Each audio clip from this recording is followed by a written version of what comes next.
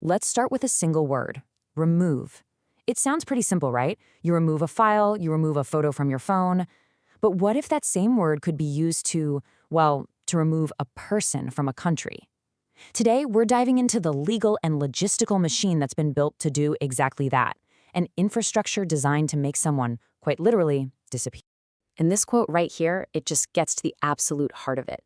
Remove acts like a hinge. It connects two huge things: who the law says you are and where you're physically allowed to be. And if that legal hinge breaks, well, your entire place in the world can just be taken from you. So let's be super clear here. In this context, remove isn't just about walking someone to the border. It is a formal legal process. It's the actual mechanism that lets the government physically move a person completely outside the country and beyond the protection of its laws. Now, here's what's so critical to understand from the source material. This isn't some sci-fi concept or a far-off legal theory. No, this is an operational machine that is already up and running. It's a system that connects surveillance happening on our own streets to confinement in facilities thousands of miles away. So let's pull back the curtain and see how it works. Okay, so the best way to think about this is as a 5-stage pipeline. It all starts with surveillance to identify someone. From there, it moves into an investigation, then a crucial change in their legal status, then the physical transfer, and it all ends in offshore confinement. Let's break down each one of these steps.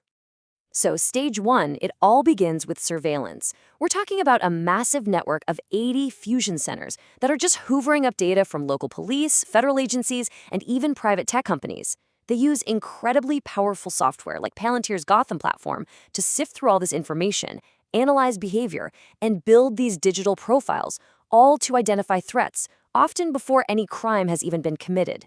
All right, once the surveillance system flags somebody, that digital file gets passed along to an investigation team. And there are around 200 of these joint terrorism task forces across the country. Their whole job is to take that raw data and build a formal case, to turn a computer profile into a very real legal problem for that person. This, right here, is that legal hinge we were talking about. A process called denaturalization, for example, can actually strip a person of their citizenship, and once that constitutional shield is gone, they are no longer a citizen. They become, in the eyes of the law, a non-citizen, which is what makes them legally eligible to be removed. So once a person's legal status is officially changed, the physical transfer can begin. But, don't picture a regular commercial flight. The source highlights this whole network of private contractors that operate with special exemptions. This allows for these quiet, discreet flights with multiple stops, a system that's literally designed to move people across the globe under the radar. And get this, the scale of this private operation is just staggering.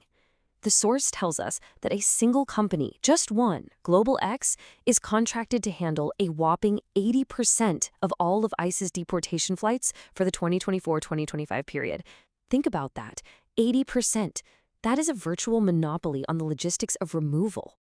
And the money involved? It's just as massive. That same company holds a 5-year emergency contract with ICE that's valued at $325 million, and it could grow even larger. This is not some small-time operation. This is a huge financial commitment to keep this pipeline flowing. Which brings us to the final stage, confinement. This whole pipeline often ends at facilities that are strategically located outside of U.S. constitutional reach. A major example the source points to is El Salvador's Terrorism Confinement Center, also known as CECOT. It's a place where people can be held pretty much indefinitely, far, far away from the oversight of any U.S. court. And just to give you an idea of the scale we're talking about, look at this number. CECOT isn't just a few holding cells. It was built with a capacity for 40,000 inmates. This is a mega prison, designed from the ground up to detain entire populations on an industrial scale. So we've seen how this machine works, but this is where the analysis takes a really provocative turn. The source asks a crucial question. Could this incredibly powerful system, which is currently aimed at non-citizens, one day be turned on U.S. citizens themselves? Okay, so who's vulnerable right now? The source points to this really critical legal line. Naturalized citizens, so people who weren't born here, can actually have their citizenship taken away for things like fraud. And once that shield is gone, they can be removed. Natural-born citizens, on the other hand, have the protection of the 14th Amendment, at least for now. That's the current legal thinking. So the source explores a few different legal theories that could potentially expand this machine's reach. The most direct path is just speeding up the denaturalization of naturalized citizens. But it also looks at some much more controversial ideas, like using civil commitment to detain people who are just predicted to be dangerous, or designating citizens as enemy combatants if they have ties to international groups. And all of this brings us to a huge critique that's presented in the source, the system's massive potential for error.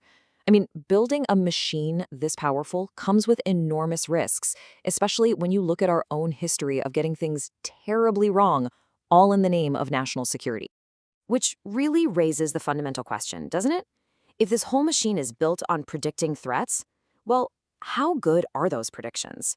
Because when the consequence is something as permanent as removal, the cost of being wrong is just immense. Well, the analysis in the source gives us a really chilling answer. See, the problem is that genuine threats are incredibly rare in the general population. So even if you have a system that's 99.9% accurate, which sounds amazing, right? It could still produce a false positive ratio of 10 to 1. Let that sink in. For every single person correctly identified, 10 innocent people could be wrongly swept up and targeted for removal. And this isn't just a theoretical risk. The Supreme Court itself, when talking about the Korematsu decision, the one that upheld Japanese-American internment during World War II, admitted it was gravely wrong the day it was decided. This quote is such a powerful reminder that what seems like a security necessity in one moment can be seen as a profound, terrible injustice later on.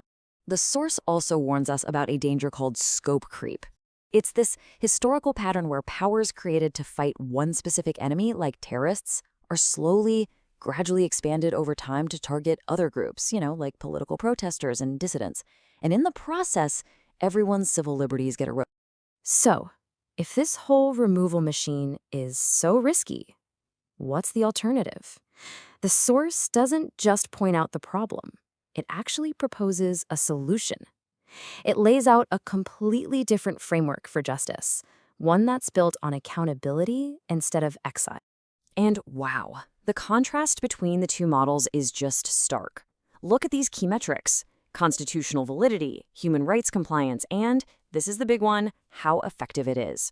This proposed accountability enclave model is presented as being better on every single front, especially when you look at the hard data on who reoffend. So what does this alternative model actually look like? Well, the most crucial difference is that it requires a full criminal conviction with full due process inside the U.S. legal system. The focus shifts from just getting rid of someone to actually rehabilitating them, borrowing from successful programs in places like Norway. The goal is de-radicalization with judicial oversight, not just punishment in some legal black hole. And that leaves us with this final massive question. The source makes it crystal clear that the infrastructure for removal isn't some hypothetical idea. It's here, right now. So the choice is, what do we do with it? Do we use it? Do we dismantle it? Or do we try to build something new in its place? The path we choose is ultimately going to define the balance between our security and our liberty.